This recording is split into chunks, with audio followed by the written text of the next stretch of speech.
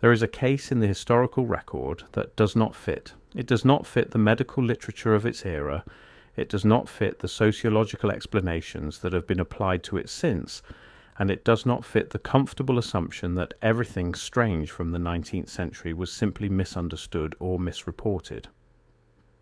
In the summer of 1893, in Macon, Georgia, a boy named Willard Negley began bleeding, not from a cut, not from a bruise, not from any wound that any physician in that city or any physician called from outside that city could locate on his body. The blood came through unbroken skin. It welled up from the surface of his face, his hands, his arms, and his chest. It did not spurt. It did not run in the manner of a hemorrhage. It seeped, the way moisture seeps through limestone after rain, except that what seeped was blood, and the stone was a living child. His mother saw something else. She reported it consistently to the local press, to the doctors who came through their door. I have to pause here for a second, because what I just described, that is one case from a much larger pattern. There are 35 documented cases in a document I put together. Different cities, different decades, different types of evidence. Every single one follows the same sequence: discovered, documented, acquired, disappeared. I could not fit all of it into a video. It's in the pinned comment below. Find it before we continue. And to the minister who visited in the weeks the phenomenon continued, she said that when the bleeding began, she could see a shape standing behind her son. She was not a woman given to flights of fancy. The record describes her as a practical woman, a widow managing a household on limited means, not someone inclined to dramatize her circumstances. What she described was not a ghost in the popular sense. She did not call it a spirit. She said it looked like a man made of a different kind of light standing at her son's back, and that when the shape was visible, the bleeding was always worst. That detail has been largely stripped from every subsequent account of the Macon case. What survives in the popular literature is the medical curiosity: a bleeding boy, baffled doctors, a brief sensation in the regional newspapers, and then silence. The Tartarian framing restores the detail the popular literature discarded. It asks what the mother actually saw, what the infrastructure of 1893 Macon could have been generating, and why the phenomenon began when it did and ended when it did, with no explanation given and no explanation sought. This is that investigation. Before we approach the case itself, you need to understand what Macon, Georgia looked like in 1893, not in the way a tourism pamphlet would describe it, but structurally, infrastructurally, in the way that matters for what happened to Willard Negley. Macon in 1893 was a city in transition. The older civic buildings, several of them constructed in the period between 1820 and 1855, were still standing and still in use. The courthouse, the market house, several of the older churches. These structures were built in a style and to a proportion that the standard histories attribute to Greek revival influence, to the pattern books circulating in the antebellum South, to the ambitions of local patrons who wanted their city to look like a city of consequence. If you look at those buildings through a Tartarian lens, a different picture forms. The proportional relationships in the older Macon civic structures are not Greek revival in the way that phrase is typically applied. Greek revival, as practiced in the American South of the 1830s and 1840s, was frequently approximate, frequently scaled down, frequently adapted to available materials and available labour. The older Macon buildings are not approximate. The column spacing in the surviving structures adheres to ratios that appear in the Tartarian canon, specific relationships between height and diameter, between intercolumniation and entablature depth, that recur in structures across the country and across the world, that the standard history cannot connect to any single school of design or any single pattern of transmission. These proportions are not decorative. That is the claim the Tartarian framework makes, and it is a claim that the standard history cannot disprove, because the standard history has never seriously attempted to measure what those proportions do when the structures that embody them are operating as intended. The hypothesis is that buildings constructed to these ratios are not passive. They interact with the electromagnetic field of their environment. They collect, concentrate, and in some cases emit energy that is not accounted for in the standard model of architectural function. Macon in 1893 also had a specific infrastructure problem. The city had been expanding its gaslighting network throughout the 1880s, and by 1893 that network extended through the older residential neighborhoods near the Civic Center, including the neighborhood where the Negley family lived.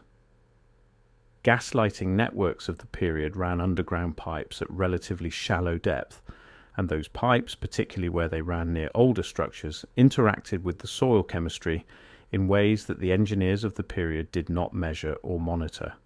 The pipes corroded, the gas leaked, not in quantities that would be detected by smell in an open street, but in quantities that would saturate the soil around the pipe, alter the soil's conductivity, and create localized field effects in the immediate subsurface environment. We will return to that infrastructure detail. Hold it for now. The Negley family lived in a wood frame house on a street that no longer exists under its original designation.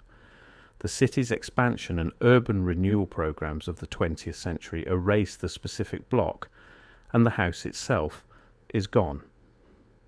What survives is newspaper reportage, primarily from the Macon Telegraph, which covered the case with what a modern reader would recognize as the characteristic mix of sensationalism and skepticism that characterized American regional journalism of the Gilded Age. The Telegraph sent a reporter to the Negley house.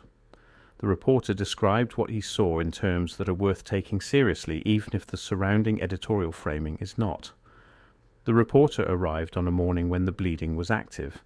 He described the boy as calm, not distressed in the way a child in pain would be distressed, sitting in a chair near the front window with what the reporter called a look of remove, meaning an expression of detachment that the reporter found more unsettling than agitation would have been. The blood was visible on the boy's forearms and on his face near the temples. It was not flowing. It was present the way dew is present on a surface in the morning, except that it was blood and it was coming from within. The reporter asked the mother to describe what she had observed since the phenomenon began.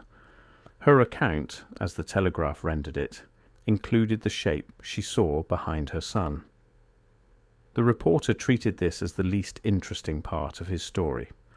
He mentioned it briefly and moved on to the medical opinions. This is the inversion that the Tartarian framing corrects.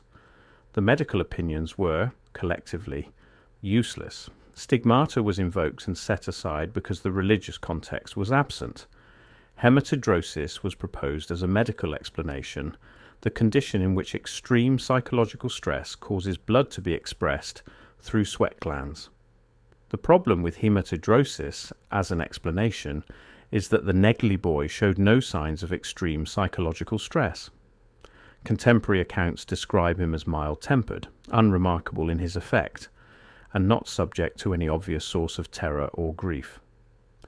Hematidrosis requires a physiological mechanism triggered by extreme fear or anguish. The boy was not afraid. He was, in the reporter's word, removed. What the mother saw behind him was consistent across every account she gave. The shape was there when the bleeding was worst. When the shape was not visible, the bleeding slowed. When the shape was present, it stood at the boy's back, slightly taller than an adult man, and it emitted what she described as a cold light, meaning not warmth, not the quality of candlelight or gaslight, but something she associated with the light that comes off still water at night. Cold light.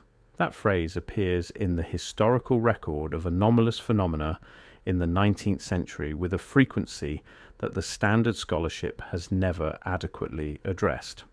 It appears in accounts from England, France, and Germany in the mid-1800s.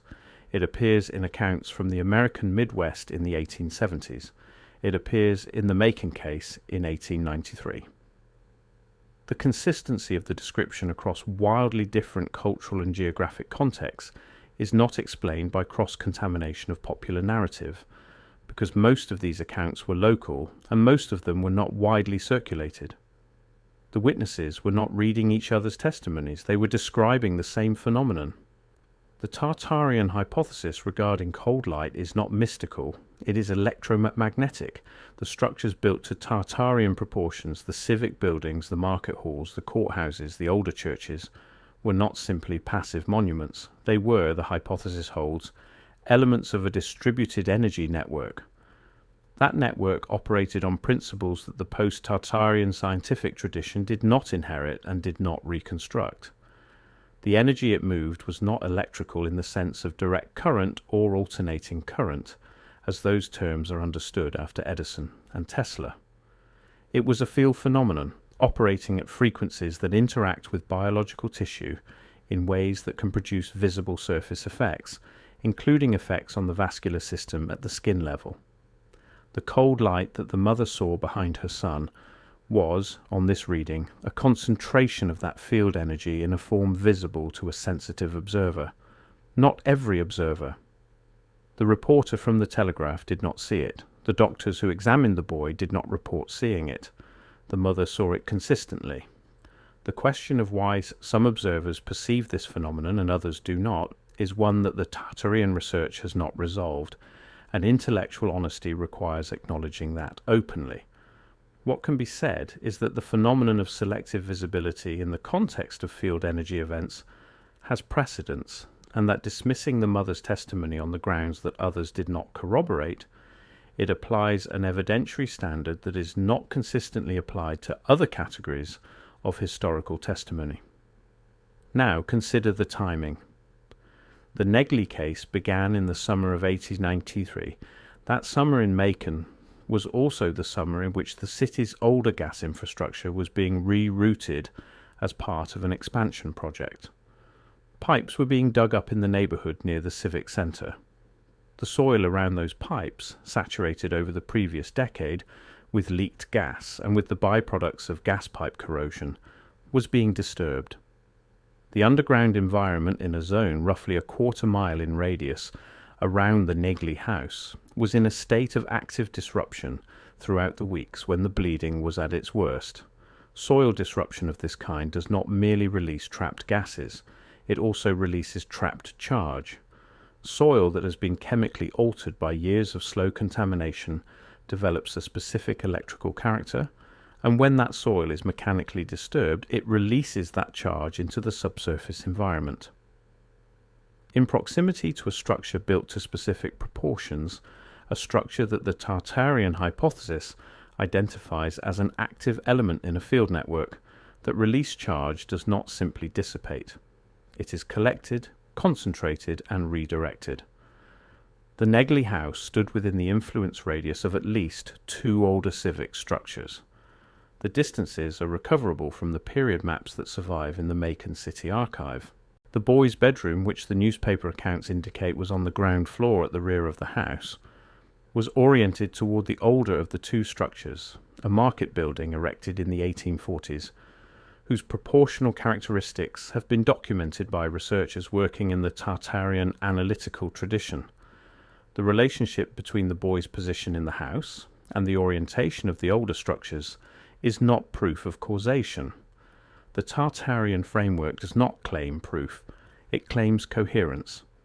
Every element of the Macon case coheres around a single explanatory center, a field event of unusual intensity, triggered by subsurface disruption, concentrated by the proportional geometry of surviving pre-Civil War structures, and expressed through a biological receiver whose sensitivity to that field, for reasons the research has not yet fully articulated, was unusually high.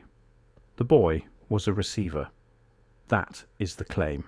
Not a saint, not a stigmatic, not a case of psychosomatic vascular disorder. A human being whose biological system was responding in a visible and measurable way to an environmental field condition that the standard explanatory frameworks of 1893 could not detect and cannot adequately explain today. The mother saw the field. She described it as a shape because the human perceptual system has no other vocabulary for a structured electromagnetic concentration that presents to the visual cortex. She described it as a man made of a different kind of light because the shape was upright, was approximately human in its vertical extension. Before I go further, that that document in the pinned comment.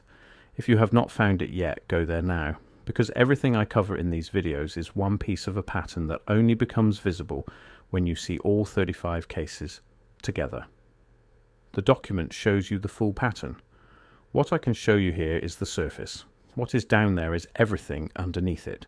Pinned comment, now, then come back, and emitted energy in the shortwave range that the eye processes as cold rather than warm. She was not hallucinating.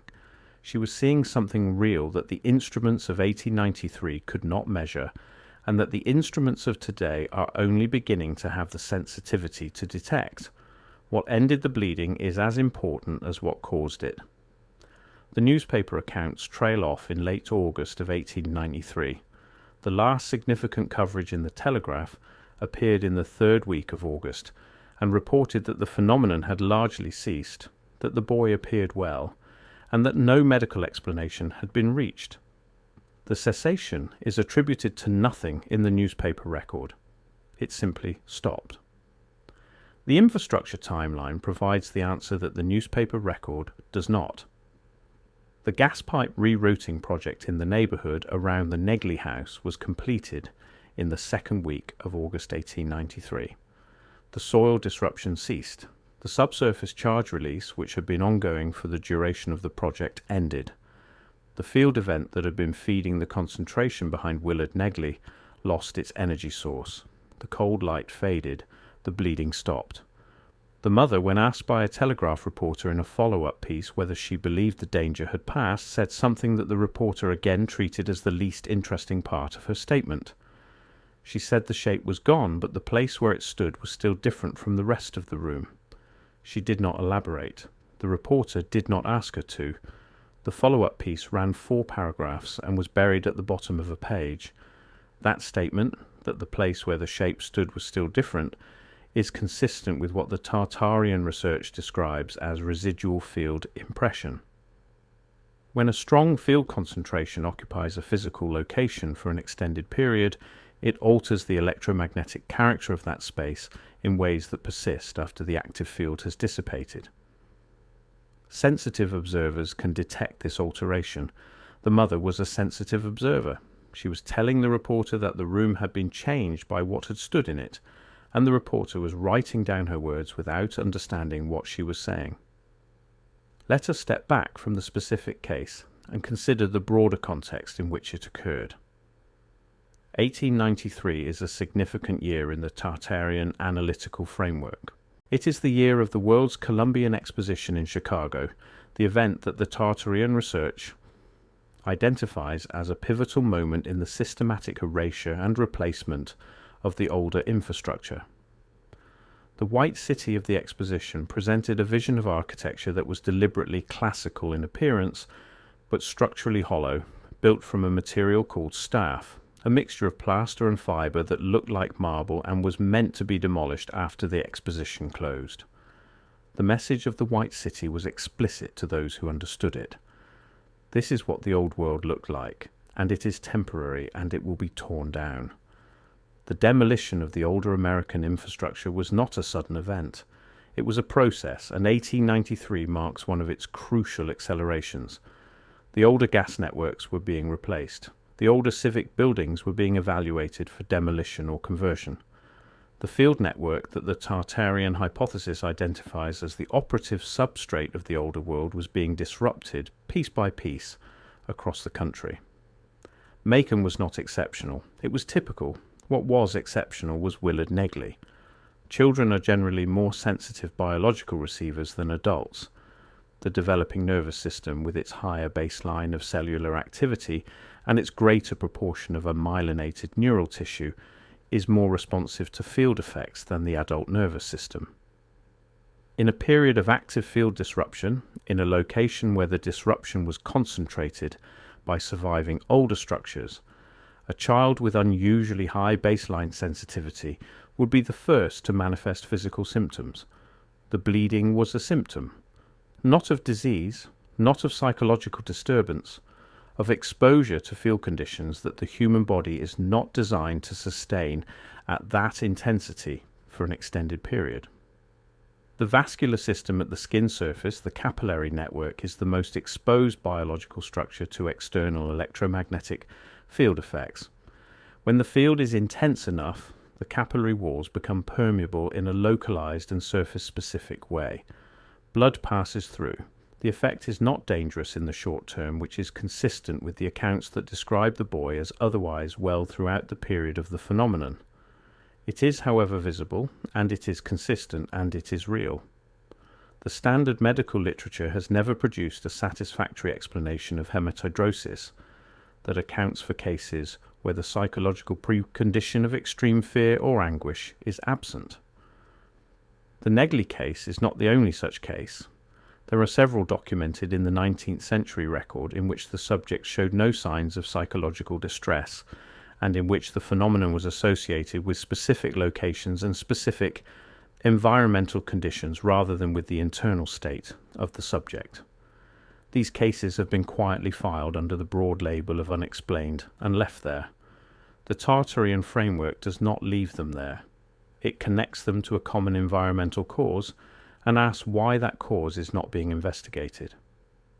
The answer to that question is the answer that the Tartarian framework offers for the entire pattern of erasure and silence that surrounds the infrastructure of the older world. The field network that the older structures embodied was not primitive.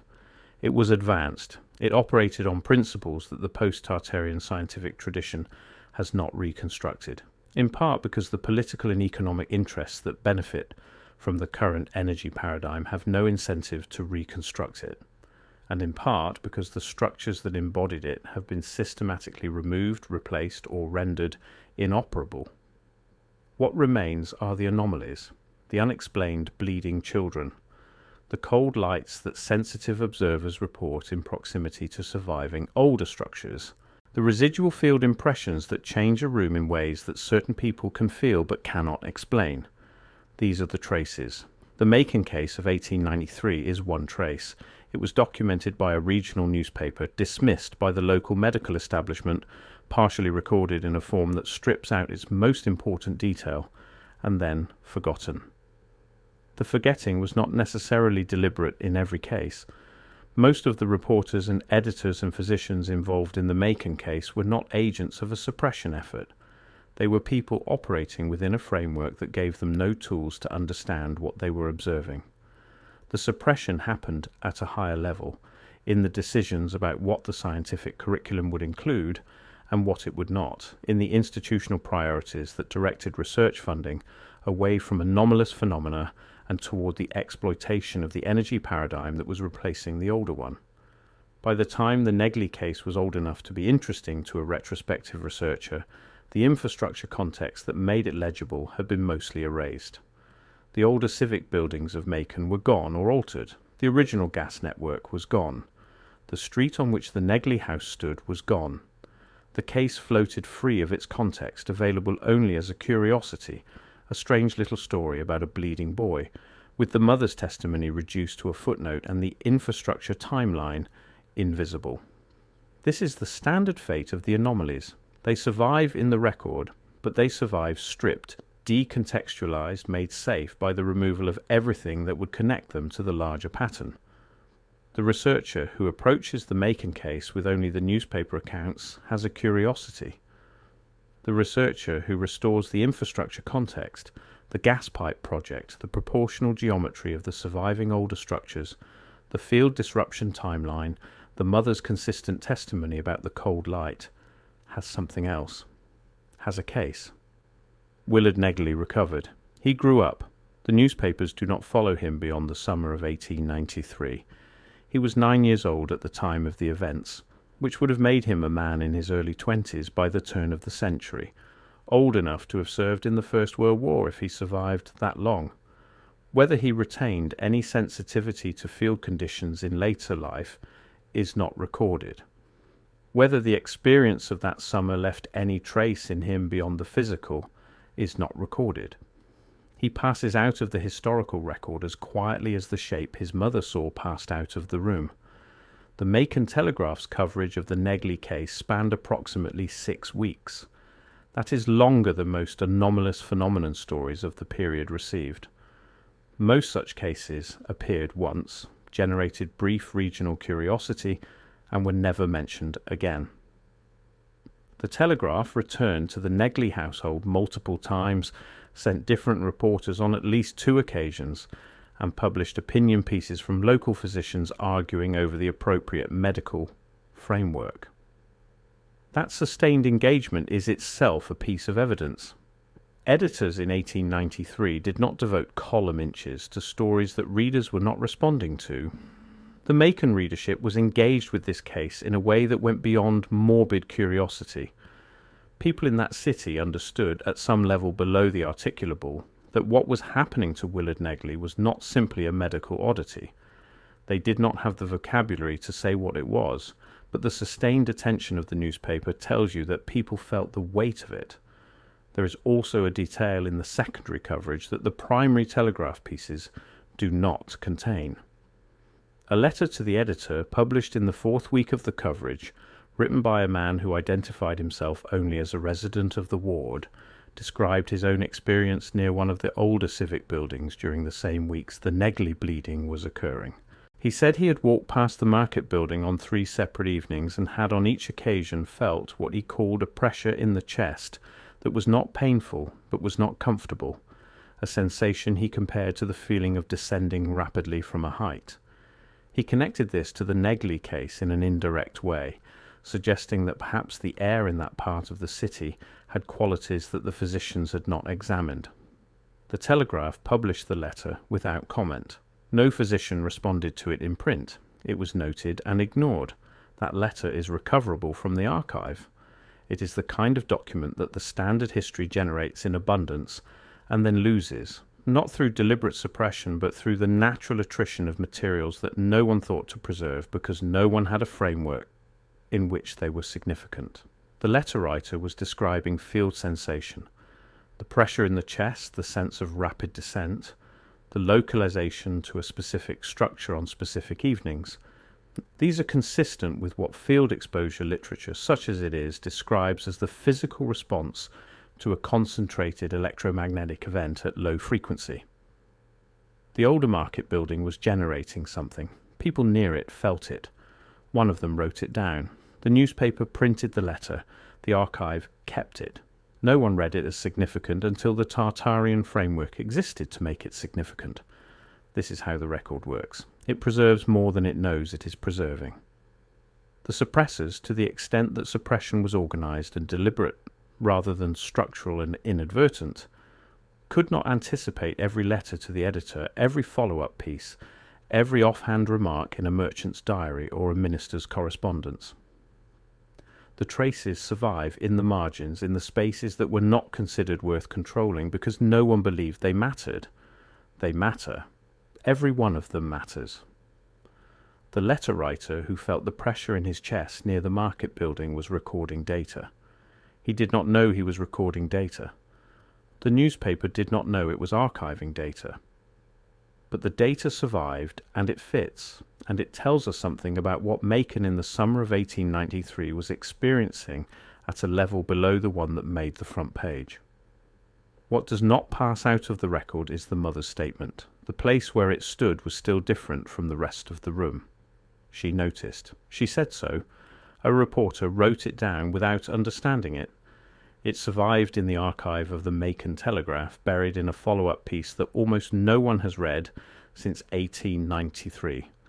And it is still there, waiting for the framework that can read it correctly. The infrastructure of the older world was not passive. The city was not merely a collection of buildings and pipes and streets.